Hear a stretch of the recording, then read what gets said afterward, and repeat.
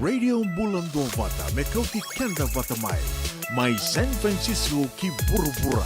Sema Mai Gai Waseayani. Radio Bulan Dua Vata, Mekauti Kenda Vata Mai San Francisco ki Burubura, Sema Mai Gai Waseayani.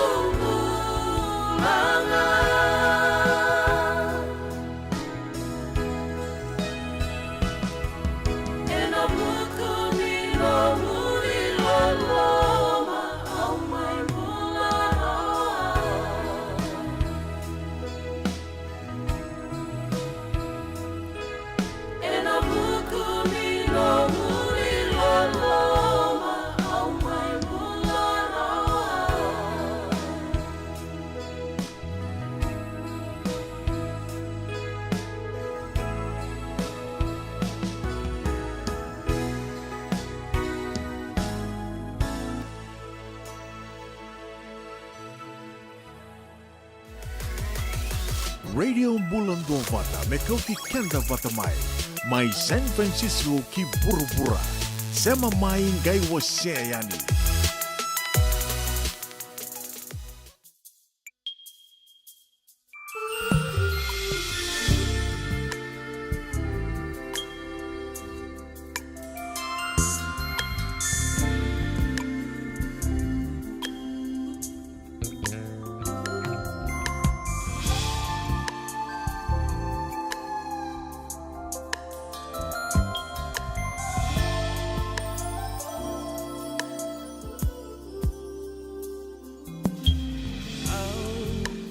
Sampai bakila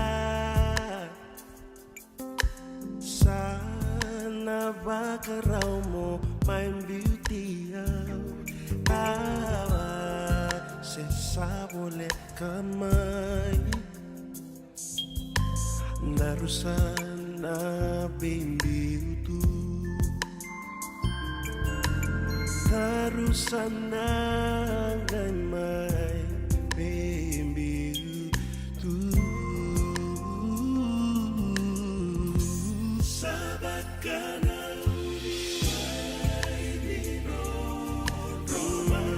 Senganina le sumai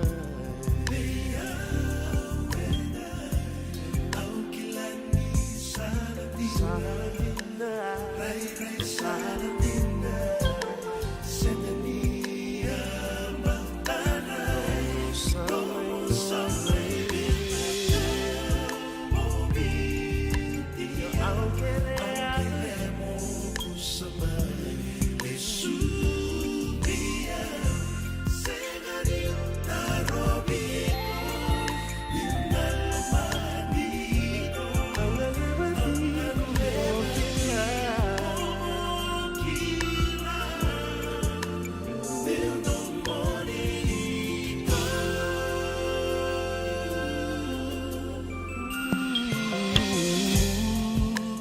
Segani kila Nina yang memai bakat koya Mama Uni ngau na koya Narua belo maninga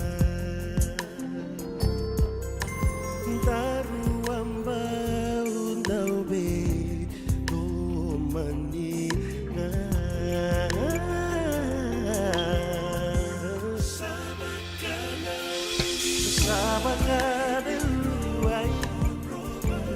Senganina le sumai Aula saladina senania como samai ngole au querea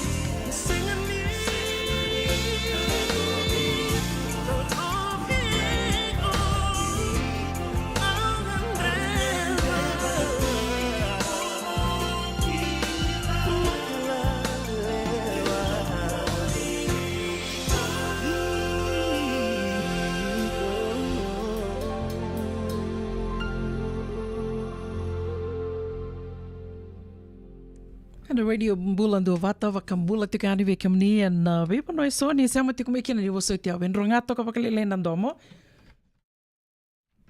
Au kinda waki ke muni kina ndua tale na nonde wasi ni ngona vata na kawi benaka ni wakarombuka ndendai we kito Amerika katini kandua tiko ni singa ni vula ko sita wakambula tiko yani se venga na vanua o ni sama tiko mekina sama ni vida na kaloko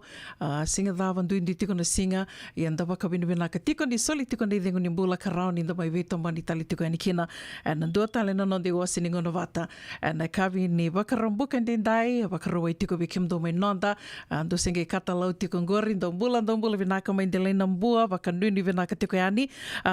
sista va ya dava tiko me nangono go se sanga tiko yani kila na dava manda ndo tuku ni tikina vekenda to yana makumbu ni bisikete ke vaka ni vaka wili ke tiko na veka so erto vaka bola tiko mai na sa sema ratiko mai na kavi ni ko ni na rede tiko ya na nona vakambula tiko mai ndo na tua kangu mai ndele nambua ka tuku ni tiko mo ko sa vinaka sa tungango tutu me ngunu titaki ia maletongo ne ake tondo tukuni tondo dabuti to wiki tona makumbu ni bisikete va ke vakaro ninguém ndo mandana singa me ndo mandana itala no mai se dava sarmanda tondo kadivito kina na makumbu ni bisikete ia vakanu ni vinaka tiko ani kina bilo bisikete vakanu ni vinaka talitunga yani vikimdo na sema tiko ngori mai Fairfield and kavi vinaka ni vakarombuka ndendai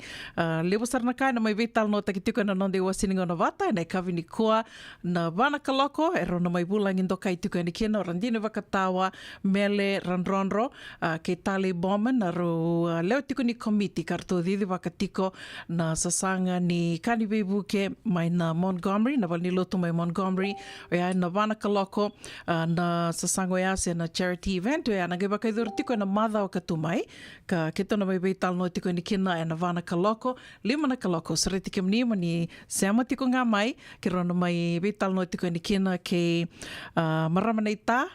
Mama Kobesi and I sevu tiko ni porokaramu ka wakatoka i tiko mai na longa ni o kila nina liwa sarabikim ni o nina talitaka na niro na mai vital no tiko ya kana dorongo di tiko na be wakarombukan da wakabini benaka tiko kina Connect Fiji Care nonre to be toko ni ka rao nina mai wakaiduri tiko kina na vital no ya se na porokaramu ya na lima na kaloko ni sema tiko nga mai kena be ulutanga taliso ya na yadho talitanga mai na dona ngona leka ngongo no gitokani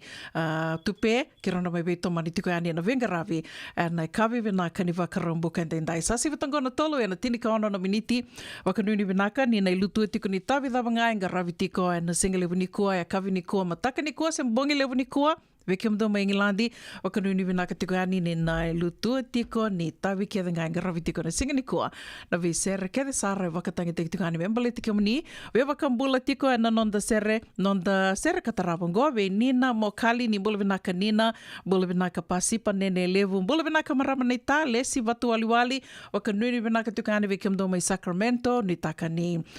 totoka tunanraki sanga soti ni katakata vekiamdo mai dhakengoria wakatalanga kina vekiamdo mai Novato, San Rafael, bole vinaka Mrs. Naitini, ke sime bole vinaka sime limbola bakanuni vinaka tukani vikimro na vitukani sengatala ningola da vitikina marama na ita na city levu e San Francisco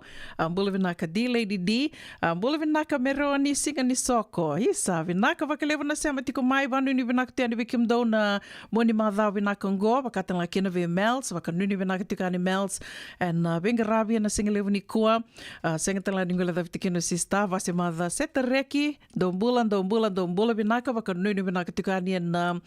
mimunduti na bisikete wakatala kina ve obi wasailangi ni takani ni mbula vinaka tiko turanga tau sengatala ningola da vitikina marama naita mareda lalanga vesi ni osa kerbe bosoti tiko mandangaya ni marama naito kila na ni na tura tiko na vuna kerbe bosoti tiko kina ve kimoni na ndona ngona leka ngondor na vital no tali tiko kina sasi vitangona tolu ena tinika vitu na miniti na bonito kaningo una buninda ku ke oni singe sema bo mai ker tunga ge waseto nga yani na nonda page na nonda batabatongo ka bakatelnga kina and na YouTube channel ke rauni ninge subscribe talitunga kina neto YouTube channel o yana radio mbulando vata and na YouTube channel and na Facebook ke sartiko vakalevo ni bulvinaka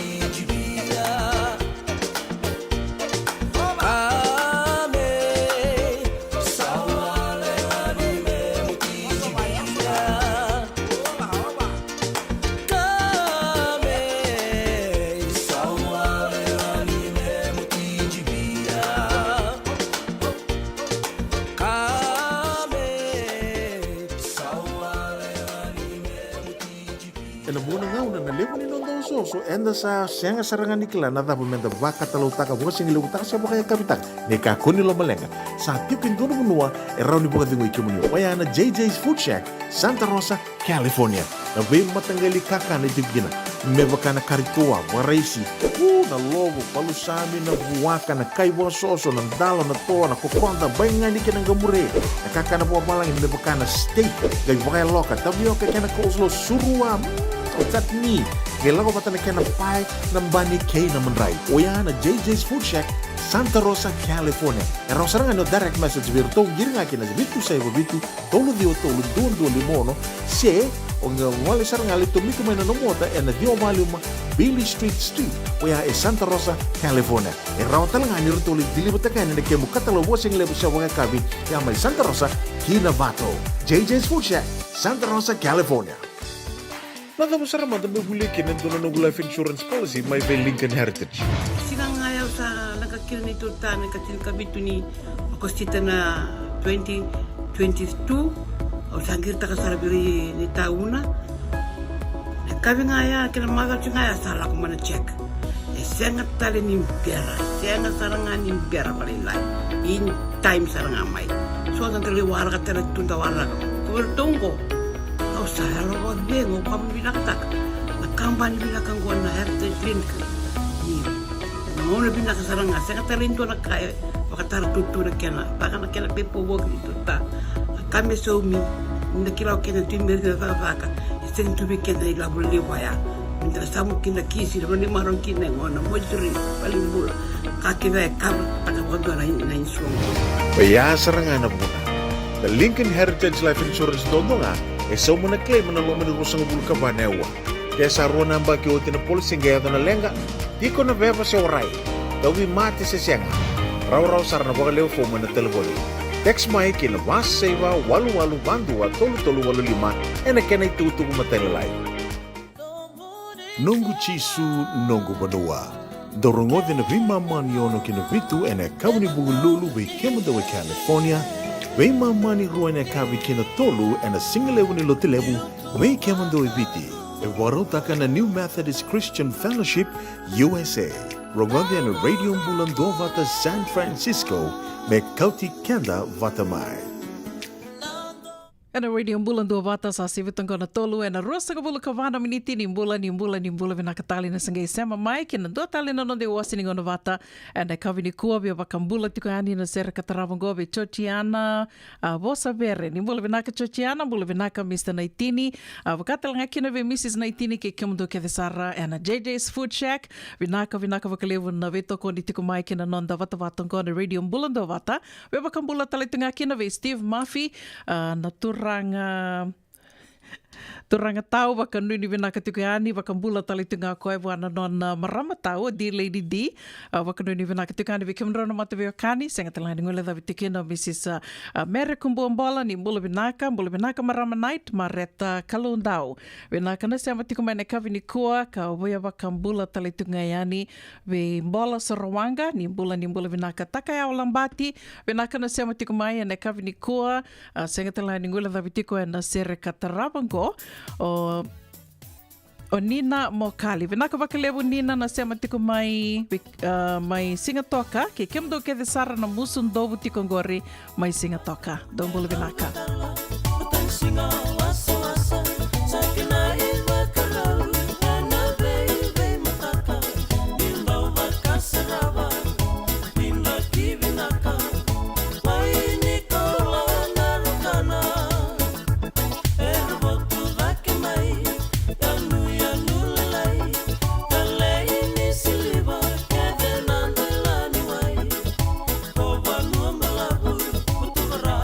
Matando, que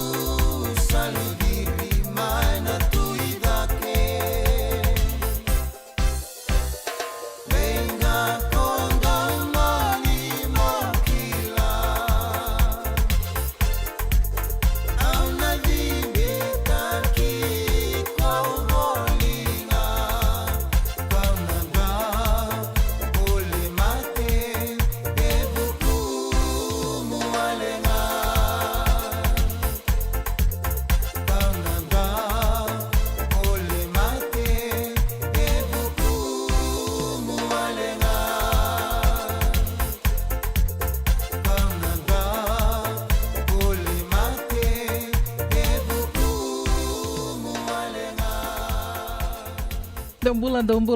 vinaka mai Bangar to mai langa sertikonia. Membaleta na namundo nota toka na dangi nindela ya toba na kabi vinaka ni wakarambukan dindai na ikatini kandua ni singa ni vula kusita. Wakanuni vinaka ni bulan vinaka tiko to se vinaka tiko na kena garavi tiko ni tavi semani tavi da vangai garavi tiko singa levu ni kua ya kabi ni kua mataka ni kua bongi levu tiko ni kua usureti kimnimo ni sama tiko ngamai me bakawa wakarita tiko nia and vana kaloko ke tonu mai vital no tiko kina ke rana marama mai na Valnilotu e Montgomery Valnilotu ni Wesele e Montgomery Santa Rosa randini wakatawa mele randronro ke tali boma na bukunga ni sasanga sen songo kana wakaiduru tiko na madha o katumai o ya ndo tiko na sasanga ni kena mai community ko na ilavo and sen kanibibu ke so membalata tiko na bibu ke kina Valnimbula lebu esuba lebu sarna karto wakaruta tiko membalata na singoya and kena tukutuku mataila lai au suriti ke muni moninga isa matinga mai kito na game vital no tiko ni kina and vana kaloko and lima na kaloko nonda isebu tiko ni programa ka wakatoka tiko mai na vilanga niu and we toko ni Connect Fiji ka kerona ndo mai vital no tiko ni kina ke marama ka wesi wasailangi tukutuku kataravango membalata tiko na nondi rang mai bal ni songo and kabi bina kani wakarumbuka ndendai we suriti raramba tiko ni mataka Wikimundo and Tombalibongo San Francisco Bay Area Wikimundo na Rotuma na Galiani ki Rotuma se Wikimni na weka na vitokani taliso visuriti raramba tiko erto sa sangatiko na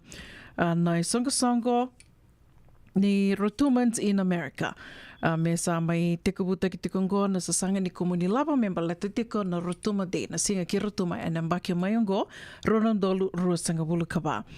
besuri tiraramba tiko kana bakai tiko na Jerry Reba Ashpak waya in Newark teko butiko na tinikandona kaloko na mataka angali da basar na ngona in romu kina na singa wakaruai waya ni mataka na katinika runi singa ni vula kosita in aid of Rotuma Day 2024 first fundraiser ni goleani erto wakaruta katu na sombeka na kanibe wakamarutaki wakatasusu eso potluck ya na kai bolai to kango ka ni sureti mo ni na ya ni kina pakalio lebo ka kai sanga talindona banua ni na ngol kina sanga no so dona ngono binako ya mendala ki so takina vakabio kani tukutuku kataraba membalata tikonga na madha o katumai, baleta na madha o katumai, e rua tiko na songo bakai dhuru tiko mai Santa Rosa, e nduaya ka kita na mebetal no tiko kina na vana kaloko, me baleta tiko na charity event, sena sasanga ni kumuni lavo, karatombiuta bate tiko na First United Methodist Church of Santa Rosa, ya na tiko butiko na ndona kaloko kina lima. Dua kina lima na kaloko, e wakau tuko ni tiko niya, kini tuko matela lai kita na mebetal no tiko kina, e na vana kaloko. Ya, madha o talinga katumai, na wakaruai, na kay duri tali tunga kina na soli ngobe kenda to na ono lebue ono kandavu ke kemni na sema mai wakanra ke kemni talanga na tukutuk nga otorara tiko ngo be kemni ke sarang na buli tiko na lubemuni na kamuni se kemni na buli woti mai na korni buli tini karua sa tuko ni tingo ni tin karua tiko na korni buli esa dondolinga tiko ni kina na Honor Foundation USA karandola ki buki tiko na ngone na enando na singango na kai kota mai na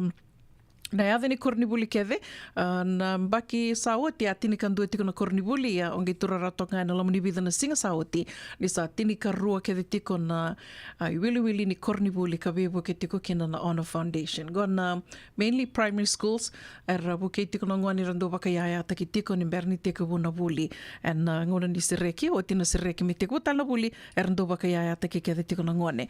bikumni ka na bisureti lakura ramba tiko na bikumni keve saro ni kilani o dia buli o timai no vi korni buli tin karue so na tikina o kandabu na tikina ono ni wasata na sano kandabu keve tin karue na korni buli karabuli tiko kina na lubemuni se ni kilani ni abuli me kina na soli vakaidur tiko na vakaruai mayango na katin karuni di wasatia vakaruai mayango na katini kawalu ni singa tinika diu ni singa e ana teko butiko na soli e na tolu na kaloko ne kavi tolu kina lima ka wambota tolu mela kia thawa tiko na nromu ni singa kona ngā tō sanga i wawali kina ia ena waka i dhuri tali tunga mai nei ka wā o ke la niunisan ke la ke de tiko na nei ka wā Ia na wakaidurutiko kina na barbecue, dali somiti, somi angona, dali sota matanga, da laki vital no tu, be maro takitu, e na madhawa katumai, o ia mai Santa Rosa. Madhawa ni muri, ne karosanga vulka ono ni singa. Karosang vulkan ni singa ni Vula Kosita vi sureti raramba talitunga kina Vitu Lima Island Night na wakaidurutiko na Friedman Event Center teka butiko na tol na kaloka na kavi kina tini na kaloka na mbongi $200 na iduruduru na okatiko kina na Iwakaikabi Island Menu Dinner and Drinks, live entertainment, DJs and so much more. Kani tukutuku matela lai rau ni ninge vitartaran kina ke mero ni bola and taliboni va 25 walu bitundua ono diwa saiba se ni rautalangani bitartaran ki ate dadabu and taliboni ono 5 saiba bitundua saiba rua dua saiba se laisani ken rambuka and taliboni dua ba vitu saiba 5 ba saiba o artona marama karto Venga rabitiko, and kena didi wakitiko na songo ya ambi watatiko na songo ya na Vitu Lima Island Night. Rosanga vulkaono ni singa, ni Vula Kosita, ya na wakaroa ni muri. O tiutini tukutuku ya adhoratiko mai, kina nonde wasininga ona ni rongo bebal ni songo, and kabi vanaka ni wakarombuka ndendai, memba leta tiko nga na singa ke te lebu, ya na wakaidhoratiko ni matai, karua kena katolu ni singa. Ni Vula September, wakaidhoratiko mai Hawaii, matai ni singa na wakarombuka, na wakaidhoratiko kina na soli, ni wasatiao na bose wakaembaki sa na annual general meeting. Tiko butiko ng bose na Vitu na kaloko, gobi kentono so sa wakatakataka, rani tongge mbimbi toga ni tongge sasanga ni Hawaii na na mataka ni wakarombuka ni matai ni singa. Koia, na bose na tiko butiko na Vitu na kaloko na kabi na Laie Shopping Center. HRI Conference Room, Laie Shopping Center, Kamehameha Highway. Wakarawai na ikatini ni singa ni wasotiao karua ni singa ni Vula September tin na kaloko na mataka kina vana kaloko na kabi wakaidhuritiko kina na soli na koko lolio Kekela Park na Kamehameha Highway talenga. Ka ngai tiko na danisi wakaikabi sa na banquet ono na kaloka na kabi ni wakarawai kina tinikando na kaloka na mbongi na wakaidhuritiko and Honolulu Suite, second floor Tapa Tower and a Hilton Hawaiian Village Waikiki $200 ni duruduru o katalitunga kina ni wakaikabi. Ia na singa tambu o teo titiko ni singa ni songo bata and na singa ke te lebu kana wakaidhuritiko kina na lotu dhoko bata teko butiko na lotu and na rua na kaloko and na singa lebu and na wakaidhuritiko and na Kahuku United Methodist Church. Binaka da kalungata wakalebu ni gosenge wakabi o singe matei ni ngauna merto na didi waka kina na singa ke Hawaii orto na marama na turanga na itaka rato tiko mai Hawaii ia pinaka ni dalatiki anda tiko ni dalatir tome leie na kama lebu kanda sarava tiko na news mai Maui. Ia na be tukutuku e soka e adora tiko mai lewana tiko anina nonde wasini ngona ni rongo mai bali songo na kabi pinaka ni wakarombuka ndendai. Ko sureti ki mni se mani songo dhaba ndo lewena tiko sendo nabu tiko kina mena maitoi abu takin beka na vano livungo Amerika katang kina vikim do mo Australia New Zealandi vikim do mo viti ndo kilani na rambeka nir nandondo lingani wir na weka kartu ni balange na nomdo sasanga rani na bako mai kina radio mbulando bata mena mai kadiba kiani na nondi wasininga na ni rango mai bali songo na via kabi moni tikina bakarombuka mai na tolu kina Vitu na kaloko senga tiko ni ona somu kina indona ka na kena mai kadivaki wali tiko yani ninge wakotanga mai na nomuni tukutuku rani mbito mai na messenger ona buninda kua se ratelngani ni mbito mai be tupe pedeli na novo se be tali matakimbau and a messenger se ratelngani ni mbitanga mai and a radio bulando vata na messenger otonga tini ka ona na miniti me vana kaloko and a radio bulando vata au biava kambula tiko yani and a serra kataravongo ve serra da kauta vatava bula venaka serra bula venaka sime vakano ni venaka tiko yani bikim do mai Santa Rosa Petaluma Wakatala kina ve Willie Smith, bula vinaka Willie Smith, wakambula tukani ve tinai Nate, o Meme, o Nate o Daisy, o Maria ke Sani, mai lu toka. Don bula vinaka na sema tiko mai na siti ni suka, na kavi ni kua. Wakatala kina ve Tori katinai ve kiomdo ke the sarana sema tiko mai na atu kuka, o nutaka ni totoka tunan raki mai a Sanangori. Wakatala kina ve Asaeli Saumaka. Ni bula vinaka Asaeli, wakambula talitunga ve Temaleti Rokorasei, and Rokara Road, Drumbula vinaka. Check Penisoni vinaka na sema tiko mai na kavi ni kua, wakatala kina ve Rusia te Ratokana, vinaka na sema tiko mai na Bula Place, mai waiavi lo toka, waka nuni vinaka tukani vi kimdo, wakatala kina ve Emosi na sivi, dhalavina, wakambula talitungani vi karua tania ungatea, don bula vinaka mai serne, au nitaka ni don bula vinaka tiko, wakatala kina vi sista vavi sikula, waka nuni vinaka tukani vi kimdo, mai na Gading Road, mai Hayward,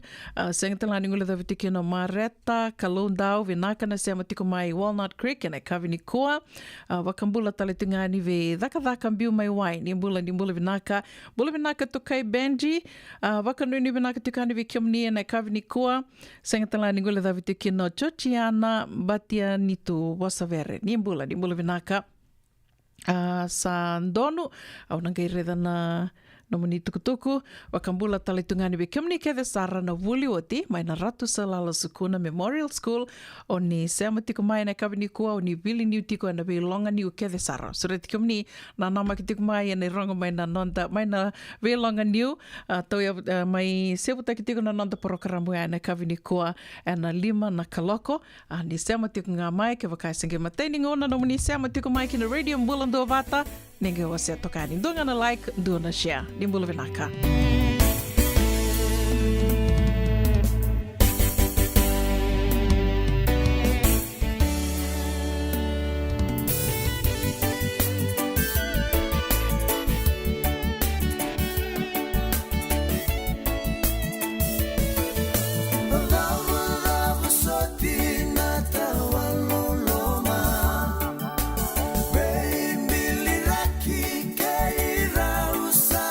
Ngoma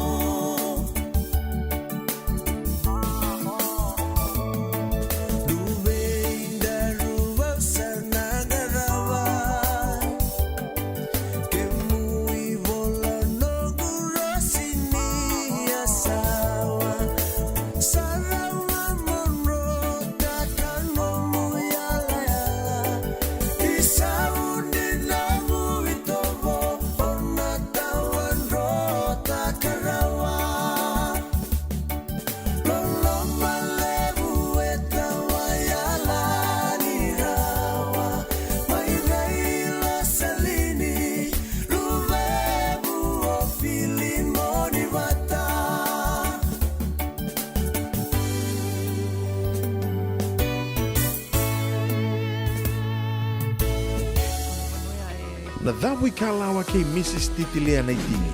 Vei talanota ki kina na ulu tanga bimbi ka daun rendre na kena vei talanota ki sewa sei ana matana lewu. Ulu tanga ni toso ki liu. Vei waka ungeti ka dau vei la beti. Rongode na vei kavi ni tu siti ni sivu na tini karoa na tini kalimana miniti vei kemando i viti. Sivu na lima na tini kalimana miniti vei kemando i California ana vei singa moniti. Ana vei tau koni ni JJ's Food Shack, Santa Rosa, California. Rongode na Radio Bulundong Wata San Francisco me kauti kenda wata mai.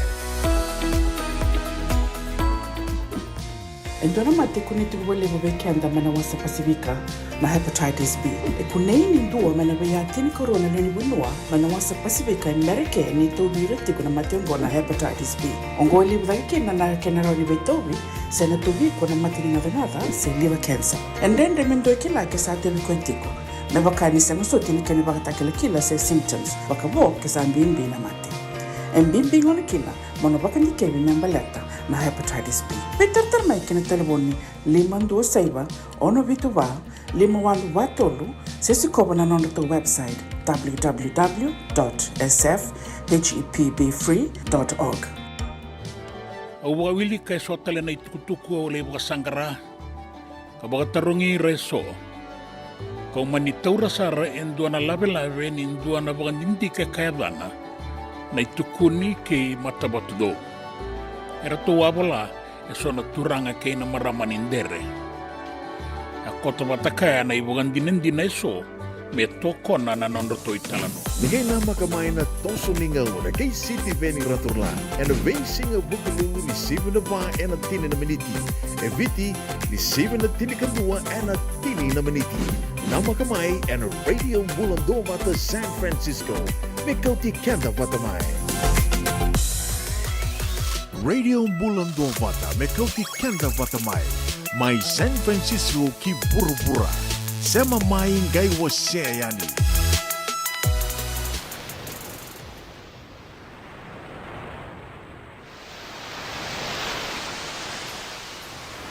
Hanggang beto kau bakasarawana lamani koro bakatu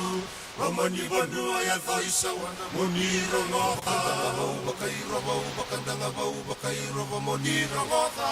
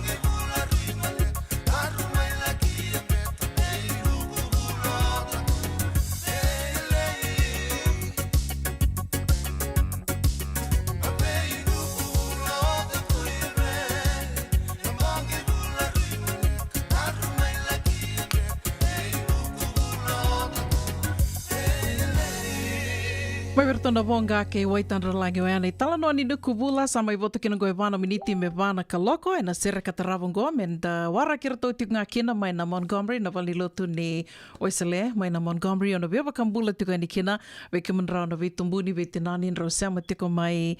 Petaluma e na kawini kua mbula bina kambumbu Joe wakatanga kina ve nandua senga talanga ni nguila dhavi tiko kina o Eleanor Rasinga ni mbula vinaka wakanuni vinaka tali tunga yani ve ke manrao na ve karuani Ndro waka singa lewu tiko ngore mai Half Moon Bay, waka mbula tiko yani ve tupe, waka tala kina ve anu koli. Senga tala ni ngole dhavi tiko na vasi timbuli bo, ni mbula vinaka randi, ni mbula vinaka sista, vave sikula, egi, vinaka waka lewu na sema tiko mai na kavini kua, mbula vinaka sera, ke tenai ratu, mai na St. Vincent. Senga tala ni ngole dhavi tiko na kauni sela, ni mbula vinaka, waka nuni vinaka tu yani Santa Rosa, na matabu vale ni Venasio, Ramambuke, matabu vale ni Ropate Ranimbongi, mai vuna tabi unina vina numitiko ya. Ndombula vinaka mai Santa Rosa.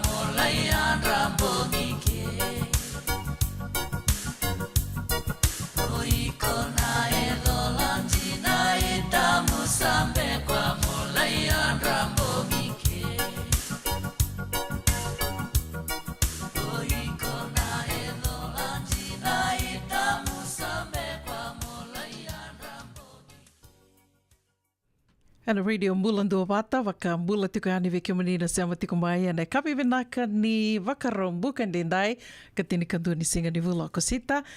ukela ni wasa wakarita tiku yani kita na bai betal no tiku kirto na marama mai na valni lotu ni Wesele Montgomery Santa Rosa ana buku tiku ngani non reto waka wakarau ken non reto songo kana waka idur tiku ana madau katumai wakaruai na madau katumai leu sare rasana nama ki tiko kina e leu talngaere sena loma taru tiko kina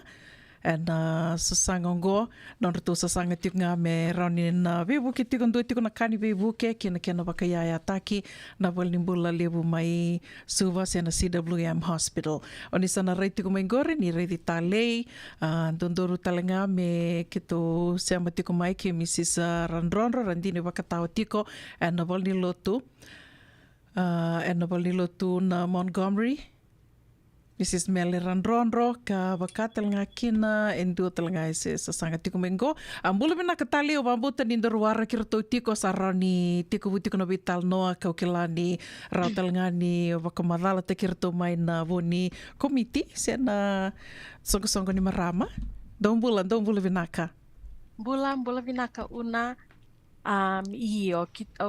on chikeningko batiki rua na marama mainan itu songo lotu o Mrs. Meli Randronro kan itu ranjini wakatao talitik nga batiki Mrs. Leisani Tauyabu liu chiko ni mami songo ni marama na songo lotu ni Wesele i Santa Rosa ka waka takay talitik nga sikilay chiko ni Montgomery. Vinaka bakalewa. O bambuta sa bakadanga usara tiko na numundo bakarau ke na songo e na mahadau katumai li usara na post enda reida tiko na itamba sa ambiu dhake tiko mai bakame bakamala unde yalo tu enda nana makitali tunga kina ia senga so tini lewa na kau kilaka mea bakataka na kau ndo sa kila tiko ndo bakarau taka tiko mai koa iau na kiri ko kina tali kira ninge bakamadala tikiri roti kumandangana marama i rua ni bera ningai te kawoiani na nonda tubi tala noa. Sandonu, iyo, membaleta tiknga na ka tikbu nga na song ni marama, andua na nito banananu, mendua na ni mami bibuke lailai, na ni mami balimbula lebe viti, ICWM. Kau kami na banananu ngo na tikibu ni ambakingo, kasa ki mami tu wakati kumaikina, kakito babinibinaka ni libsar chik na bito koni may na siyang walingan ni to song ti Montgomery bataki lib talaga na doon na bito koni sa laktal nga may nabi song taleso may paleta na sasanga binakaunggo o leo tinga ni committee ni CWM kwe lingat tiko ni Zaka na kaya na ngarabi na kumuni na songgongo na madawla ko mai na kumuni sa tikbu makau sa tiko mai sa tos tiko na babarau kina tuba kina libutali ni banananu lakadaki tiko mai na kaya na sangay tiko nga me buki na sasanga ungo siya obambuta go singi matini ambaki na lebu dake ro na kila ro na marama no bitoka ningo membaleta nga na sasanga bakaungo na nungu sengai durumay kina lotu sengi matini ngo na mi baitabit kio kina yo marutaka obambuta ni sasanga binaka na buki kina na ni mami balimbule lebu may biti o klasa na bi ontal nga may go ni to liu ni song ni marama ro ni warta kabalilay na kinasong ko lib sa nabaydor tiko na madala ko may nabaroway nabaydor tiko Stony Point 2150 Giffen Avenue ni Santa Rosa na yakabi ni bakaroway na kaya na inaki nga me kimami kumuni silini talamanda kina me raw ni bibu kina kaya na boli na sonayaya nga dalalay me raw ni bibu kitu na kaya na bingarabi na nonda balimbula live may viti. Venaka vale tale o ke la nioni sana ke le tale ke te tiko sando wakavida na ni robi tal no ke tale o kerkerenga ke vakaro ni ronga i wakamadala te ki romandanga na marame rua Mrs. Tawiavu na lilu tiko ni songa ni marama o katanga kina o randini wakatawa Mrs. Mele randondra então beka na taliboni Mrs. Tawiavu, quer rambe ka ni wakamadala te ki ni veira sema tiko mai na kavini ko me bakani to kilana no to batabatango e sema tiko mai buru to doko ni mbulu vinaka una vina valevo kan marau meu bau ndu mo na ngauna meu mai nambi mo ondo warong vale no programa go kani sayang sar vale bichiko ke kedana tiko Amerika na kena wakati te tuko ni tukutuku kena kain da brador tu na bibo no ndan bitukina na bale bo ya o na dangunga o me kami na sana kile tiko lubu tau yabu au marama ni tarko di dia lau ko wakawati saraki na ano me moala lau au wakati tuko Santa Rosa kito siya may baka bubale na rono ndul ka ono kilasa na pola kani may baki tin ka bito tong beka si saudi tin ka bito na baki na nito ti po bubale ke Amerika kito le ni lotu ti ko na Montgomery United Methodist Church nangaw nga kito ti kina Santa Rosa kito sale to ni balutungo ka sa tor ba bito ni tutu ni songsong ni ana liuli ni songsong ni marama e Montgomery o kilani na libi kenda na biso bro san kilati ko na bika e baka dorti ko na baluti Montgomery na daw be yangani na daw be na bika e kilani lib na kay baka dori California baka duri tiku baka lewi na balo ti Montgomery. Yango na non sa sanga tiku nga na marama na Montgomery United Methodist Church. Matai ki mamilewe 5 katul ngono go 5 katul na marama ni bibiti tera lewi tiku ni marama na tampana baka biti Montgomery. Sala ko tiku mana ni mami sa sanga ele na puno ki mami sa aba daukina dona ngauna kitu semba daukina na kena baka fotokopita kena bal ni marama ni belu tu sele mai viti amba daukina baka lebu na sungsung ni marama i Montgomery yongo sangai na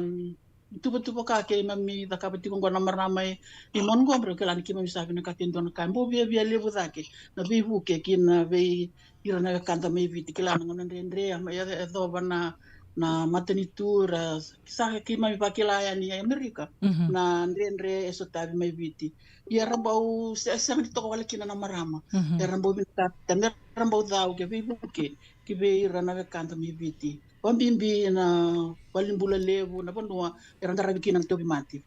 sama ni ato kina na panana no pirna na marama be kitu na marama i Montgomery na bondo na dau be ki mami kakoni to wala be ki mami kakoni to ngina tapa irana ni mami tokani mai viti ke ndona kale ki mami rawata me bakangata ki neanga ki na vira na ki mami mai viti ko ngona mani to na sasanga go ngai bondo na sasanga le kito baka biasa ngati ko kito na marama Montgomery ya sama niado na sasanga go me sa senga ni kani marama wala nga sarbito kun talaga me kina turang sa niado me kani me sana boy tabi kina na luti yung kito bakila nangongo na yanga na ya pinaka na nondra longa pinaka tiko na marama banga tagi ko na nondra do masula ka sa tiko masula ka kapaka ka vito ko nitaka ki me yalo pate na dua pate ndina dile kuna kia na miada iya ke mamisanga nya leleki na ki me pakilati ko na ngonongo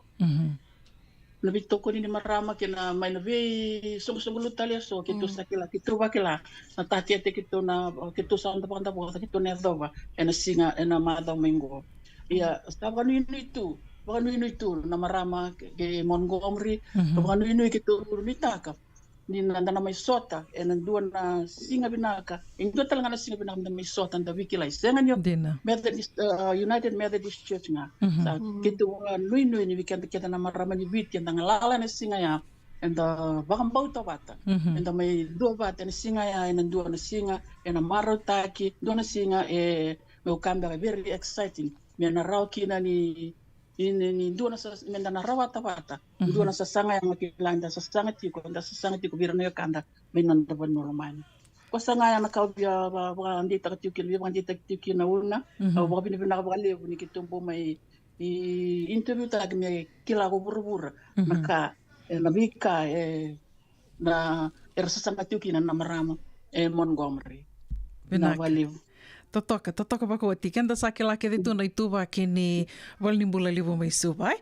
ko ya mataningo no rongo dakina ni sawatongo na nomundo sasanga na itubutuba sembiu mai na vida na ronika na ruamba kana bula sauti sa tiko buba ko mai kina na kini tukutuku dona kana ni romaro takatiko ni mai batingo na nomundo sasanga membeleta na walnimbula libu subai ya me dava tiko mengo dava manda na baka dava tiko manda kini rirai lebu era dondo linga tiko yani na vital no kilani roto ko tiko mengori na excitement lewer there's just so much excitement wili tal nga kino yaw nana makitiko na madhaw katumay ni rawani na laki wakarita katalito nga may na bekayado tiko may na song na madhaw katumay na radio bulando bata iyo medha tiko manda may nangunungo may bakanya sa tiko bu vital no taki may ron yukan na lomani ron na bula sawat kito sangyo may tiko bu wasi tiko yani kina na nonda bata batongo libum beker sa nonda linga tiko yani se senga so tini baka na kaundo nanuma tiko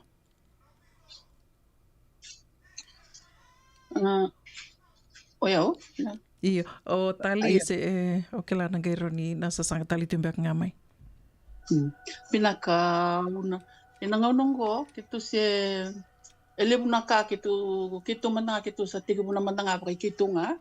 ni kito solia kito community naka vedo mengo kitu sa wakila tiko ni sa lebu na vevu ke sa yado tiko mai. Ia, itu nuitaka ni na singa ni na madao maingo.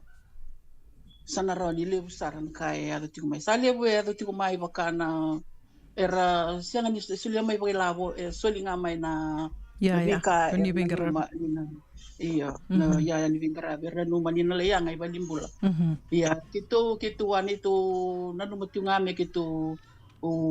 baka city ta kasi na dawan balimbula, kena city na kena tawelu na linens ni balimbula. Hindi na ni kitu kilani na na kitu na rawate na roni le raw kina vida na award na raw kina iya.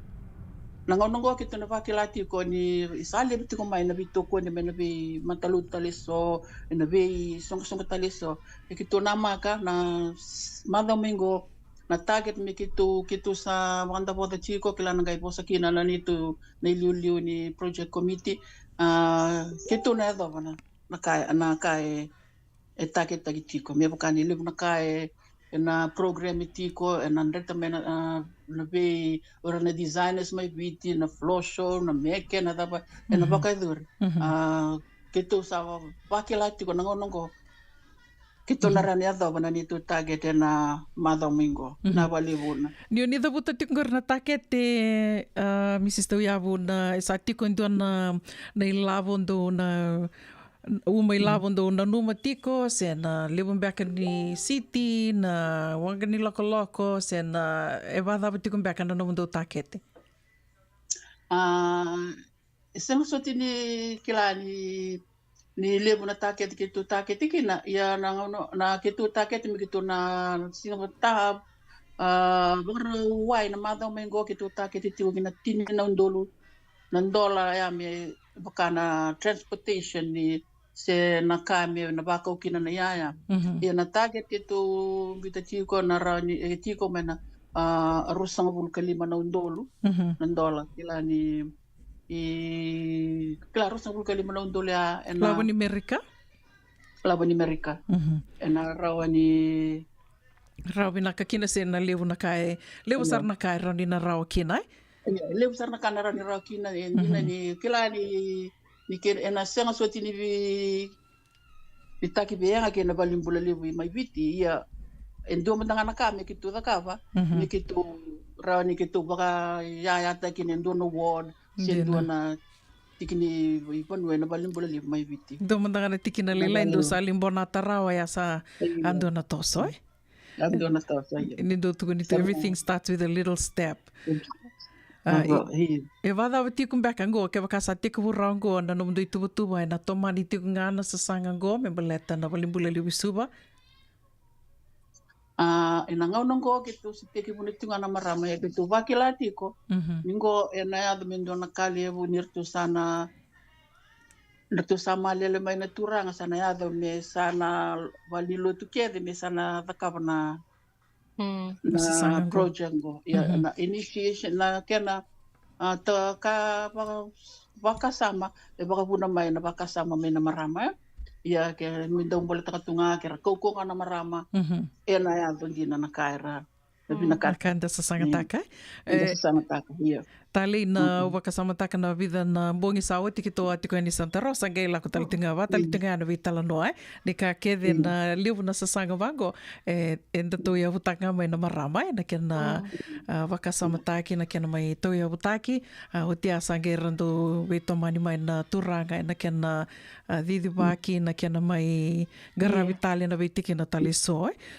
ko ya vinaka bakali totoka tiko na e wakamadala ia na nonto to programa ina mada katumai. Ko tuko ni tika o matangando na kana nungu na nama ki tiko ni kina au kila ni rto mai tiko ngona so rto bakarita ki do dula rto na designers mai viti seng ni kila ni rto tiko nge me kila tinga verto na dua talengan na designer mai tonga ngole mai bakarita ki tiko ni kina no na isulu sange tuko ni tiko no ko ni rto tiko na orto na leo vida mai viti o tinga sari da sarni sa biuda ki mai ni rto na tiko yani na mada o katumai rau nin roba kamadala mandakina na Io so Namele, Iya, go ahead. iya vinaka una. O Nimbula vinaka. nimbul vinaka kere mo tolis talamanda na kene tig bu la tig bu tig mena kango na ngone ato kina COVID ko sa tali tamba sambi tig mai ndare de ti ko na bakalolo man ni Bakalolo rere ni man bali. dina. Iya.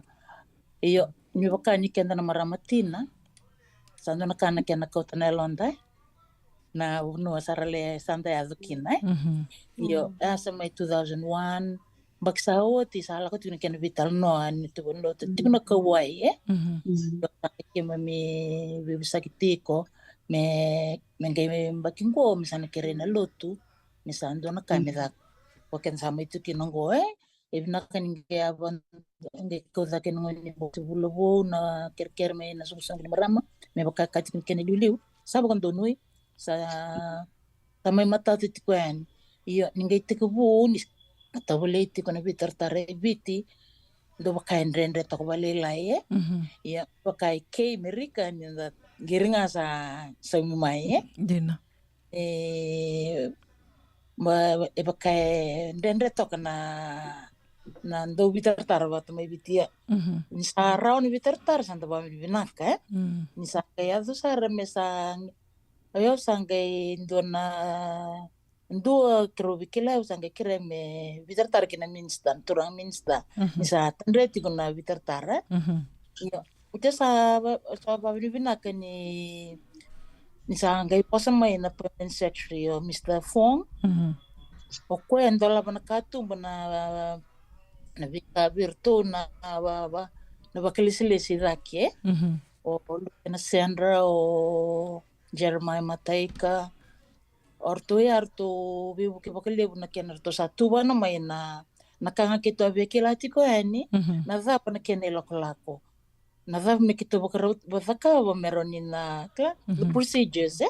kito bekereti ibu na karto sabo ko matatak sa biba binaka sa soli sarang amen biba kondoni mai we J Mateka o kla ko na kani ani equipment chumba ko konta pani ko ke na bosu ti kumbeka dan ke na tambana ko na pharmaceuticals and equipment department ko sange balam ko nindo saba ko to mena ya me mata to bina ke me vole ke sara mena zabu ti na kateni and duty free na kaya ko kito abina kateti ko yani ke ta be klati ko se na rani duty free na ya assistant Ya kita bawa ni nak ni sas urto sa bakang dunia maya. Ni sana. Ya membalatan na nito fundraising kasi kata ko nito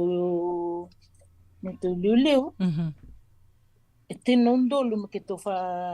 nito fundraising dengan marama. Em kito suli nga Meraw kina na itabi kito sandu na kita tume kito sandu wasi tu kina na baluti ke wasi bakaba. Sayoni Tenai kalili keseman kito maraman biwaso siya ito sawasi tino kito na kumuna raw tinundo lu ni boli kina na yani mone kona ni mode kito sa taro le subiti eliminan raw tol sang lu kelima na levo ni ndabo iyo Lima nan raw ya na balin bula ke de saranga iyo anak kartu tukuna mai na balin mo na CWM o tia sa nga kito ke lako ni tu kerker buka tingan kito undongan la lo menut kerer ton so turang min donor to kateni o ker to zorbo ke ngonel ndo talanga no to kateni so ele sa ya le bungo ngom kito no rot na kateni ya ni mode na white berlinens badan ken na organ loklo men tin lima ke na kenesa me almost 10,000 8,000 plus. Iyo, uja san gebol na tawelu, wakbat kena gebol batan kena tawelu. Iyo, kona fundraising ko thang kona singa barawingo, next week kito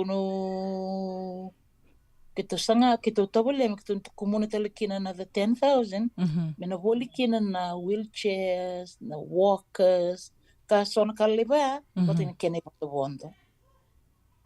Kena iban bonde ni Kena bakau Kena bakau. Koya ko kito sa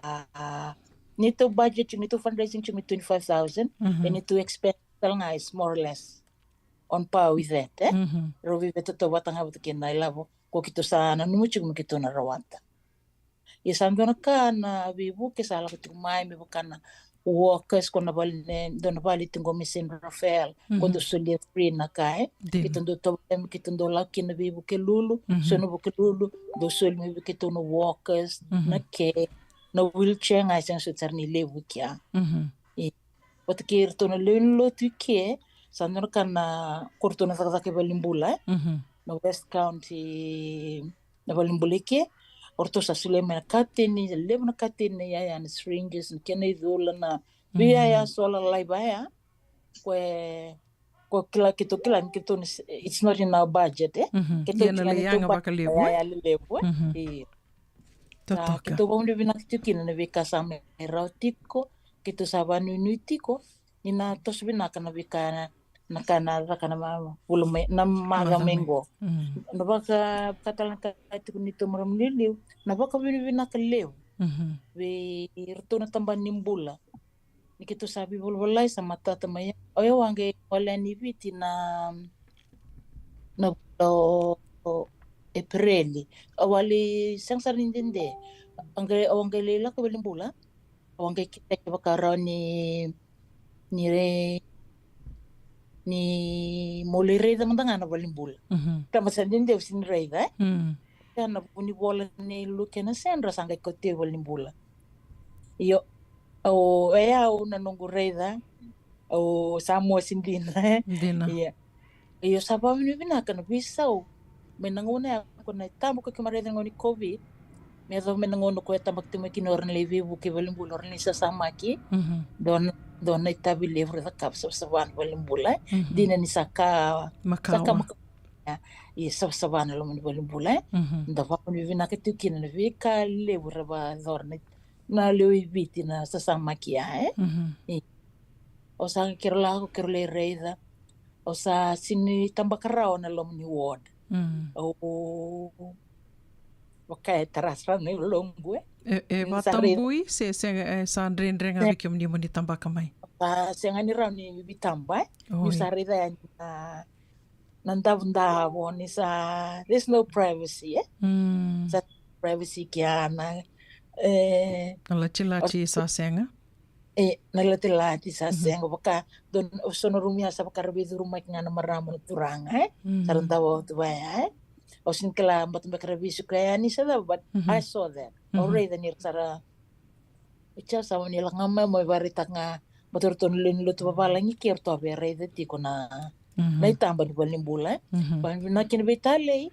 ni amarro ti so na ita sang sel all lesan ni ko ngai fota mo na tambo menango ni covid iyo ko sangay bako tabe len lutu ki sangay ba mi binaktal nga ba kalebu be oser no ni bola ni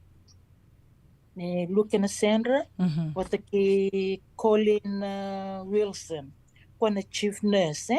ala ko na nito turang bata wala ko nelo lotu ni bula sawati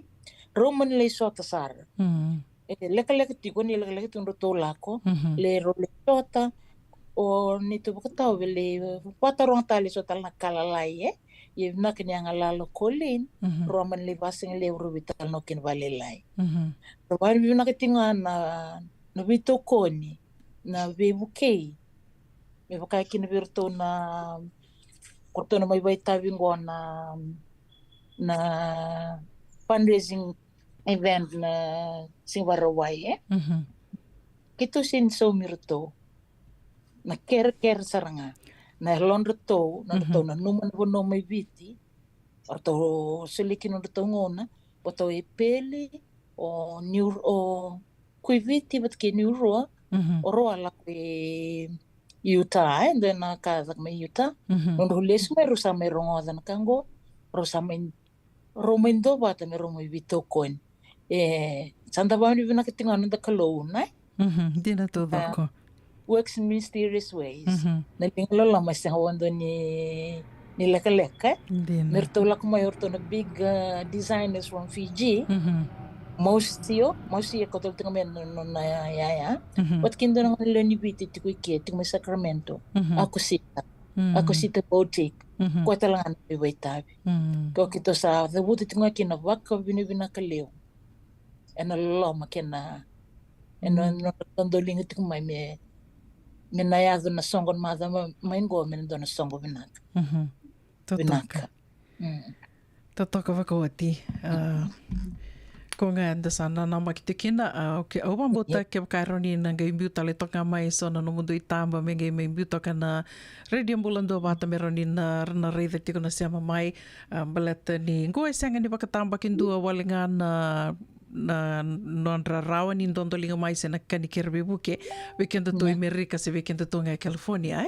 rau ni randondolinga talanga mai se buruburu da banga o ni seama mai kina se ni geli rongo da tiko kina na vital nongo en dingo mi talanga wakalewu na nomu ni kani buke ni ndondolinga beka mai wakai lavo se so beka na yaya o kilani so era sandu bako yaya talitunga i piti na roni na buke talitunga na da manda na nomu do na ngau na do na numa me sana komuni ke kina na ka ke ngo sana gai kauiani nan zakatiku na kime ndo vaemba kindo solitiku na pamatintu ni tu ban lotu na solitiku na vakadortiku na songo ni gona bulo kotopa sama ni kito zakana bibi sakina sa lotu ni marama sakime midova tini sana gai songo ngonea na singo kwe vaidorkina na ni mamukumuni lavo men sana totala kina na lotu ni bako bibinaka na veka sama rao o kotopa. Iya. Tasindende. Dina. Totolo wali tunga sa tueda betul mingguana bimama ni bula kosita. Kay mada ka tumayatu sa siro sumbu talituani. Watunga na totolo ni toso ni ngaunay. Do talambeka na okila ni $5 na tikite. Ero ni do wakamadala manda na dabasoti ero ni na namaka. Men nirna suma na $5 na tikite na dabasoti na baksinga levu kay na dabasoti talambeka do wakaruta ka to. Tale. Hello? Iya. Na program na varuai na 5 na tikite ya sa will tiki na basinga levu na singaya mer na kakana ke tiko vakabiti levu tiko na ika levu na vasakera na sotale na Fijian delicacies will talkinga na $5 na bakana fashion shows which you'd be accessing lines from all those local designers. They will have some that you will be able to buy on that day. Apart from that, dera ni ndakaitalinga ni bakatu na Fijian or Pacific Cultural Day. It will be a day of that. It will be a fun-filled Fijian or Pacific Cultural Day. All of the items on that day and chiko na meke may na ni mami Sunday school lako sarabin na ve mata singa na yando chiko may na meke na singa ya lako pata chiko pata na fashion show. So I think not only is this a good cause where your $50 will be going towards a good cause towards CWM, it's also going to be helping local designers that are coming all the way from Fiji and Tonga. And also helping our kids get exposed. For example, irna nit mamingon na Sunday school sarabuli meke chikumingo with na mada o libir singi matay ningo na merabuli de chikina na meke babiti. So we see that another way of teaching them our culture and traditions. So I think all of that in itself is worth far more than $50 for one day. Yes. Dina todo ako. Totoka bakoti $5 ya. Ya kaya kair na ngole nga yan ni rangeli sulit na $5? Iyo. Tapi kimami ang wasi-wasi sa lava ki how many tickets each person in our congregation has to sell. But also on that day, the floor will be open to make donations. So even if we've sold all of our tickets, and nandola tu na wanga di wala ni soli na singa ya me vakanga na fundraiser. So as the event goes, you can still come in and make a donation. It doesn't have to be $50. It can be $5. The door is open. Venaka. Totoka, kena bali $500 ke baka sember ni voliendo na tikite ra ni ngole ngayani ningeli soli ngakia ke baka sama ni baka ungeti sarna lomuni sanga ni kena ke $500 na kai soli se men leino muni down na singa baka rita ke tale na baka singelevu na meke na fashion show sana tu baka raw diso ti manda diso ti Italian fashion designers tiko na singa tale. I think Mameli will have a better. New Rua, yeah. Kuiviti, Mosio, o te ke Akosita Boutique. Rto leva, Orto leva. Leo vangor to na mai wakarita ka kede tiko na non rito wakataka ni linga na isulu rito dula. Ka rawa talanga ni ndale voli ani kinai. Rautalangani dana lebol ani kina tale ni orto kede na mai bakarita kangona non reto daka ni linga se reto kede na designers ongo senga ni reto lava kandona kamerto so mikina gona non reto kasar tungani bebuke na sasanga yang ongo ndo talambek na kando be osiana marama ni berni mai dava no to vital nona kavinikoa. Ndonga na kawa lutu tiko nungu kani ba bibinaka o kerenga minda ba bibinaka talanga berto na maramana si ba kedengu berto tiko ngoi California berto sali rongo na tuku berto sabe gireti berto sangir mai berto kereme rosa wul berto ite rosa wul ya sando ndol sando ne la vulevu kito sa ba bibinaka tiko ngana na lolo ma tu weekend na itoke Venaka ge vaya ni senga ni tuku ni gona nom do val ni mbula ngau ke mdo gona do val ni mbula kede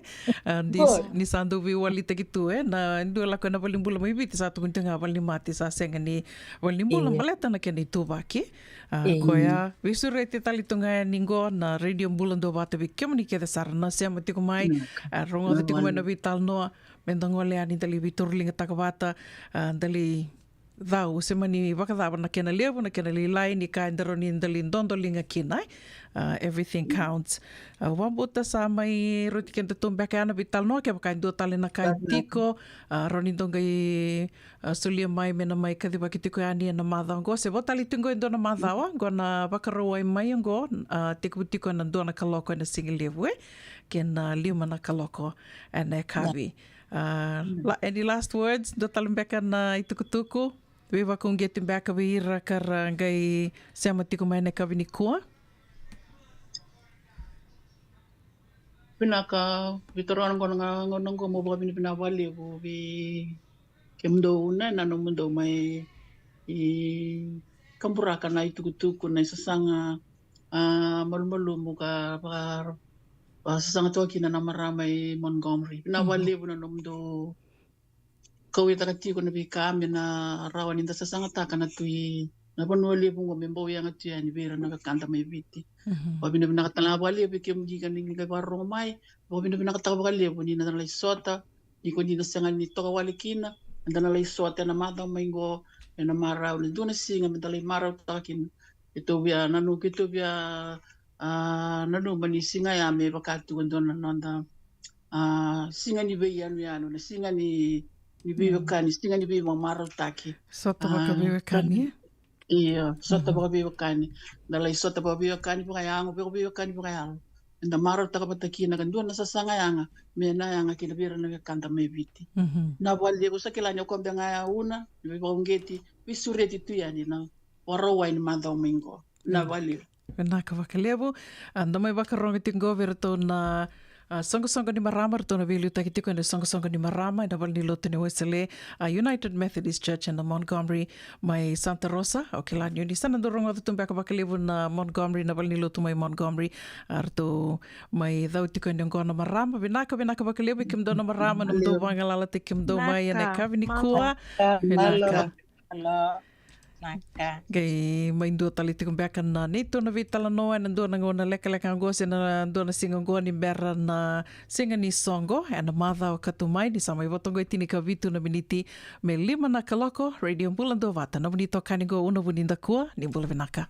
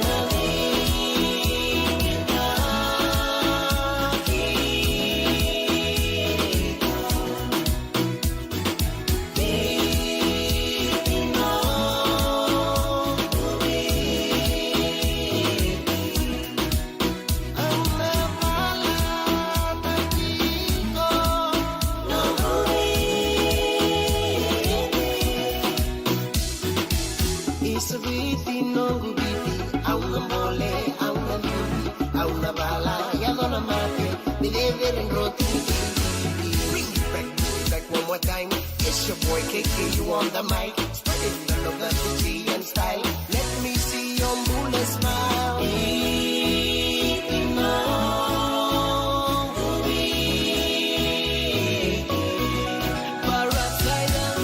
Bring it back to me one more time. No gubiti, spread the love in pity and style. Let me see your Mbula smile.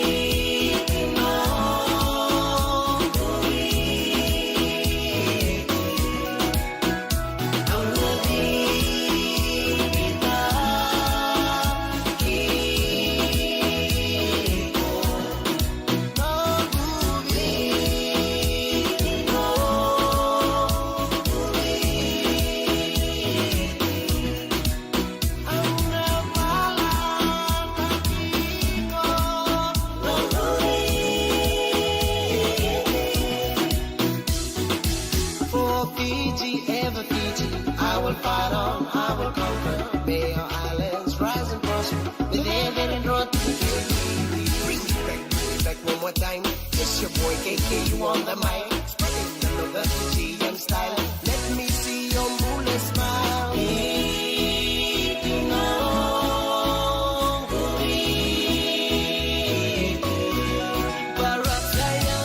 Bring it back to me one more time. No gubiti, spread the love in pity and style. Let me see your Mbula smile.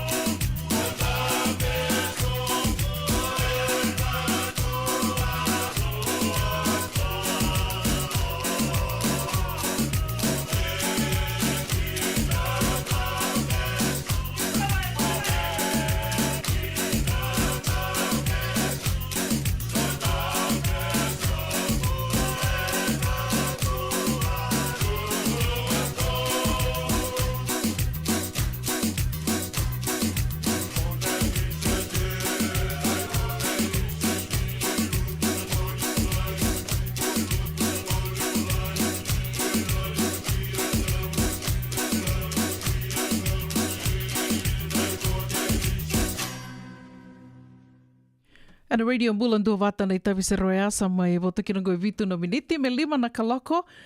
Usure tike mani ni seama tinga mai ana 5 na kaloko sana kirona me vital no tika ni kena na isevu tiko ni nonda porokaramu ka wakatoka i tiko mai na vei longa ni niu. Oia kirona me vital no tiko ni kena ke marama kauvesi Voselangi na vei toko ni tiko ni Connect Fiji.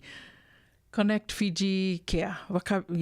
E nangei wakandono taka mau marama nei tāna ngona ki rasa na vital no kina ia na dona ngona leka ngona ninge nana ma ki tuku me kina na sere kataravo na ve wakambula tiku ani kina ve kemo ni ke sara na seama tiku mai ne kavi ni kua ve ngana bono ni seama tiku me kina gome na nomu ni ke tiku wakambimbi tiku ve kemo ni ke sara na vili ni tiku na vili longa ni ke sara se ve ngana bono ni seama tiku me kina e ne kavi ni kua.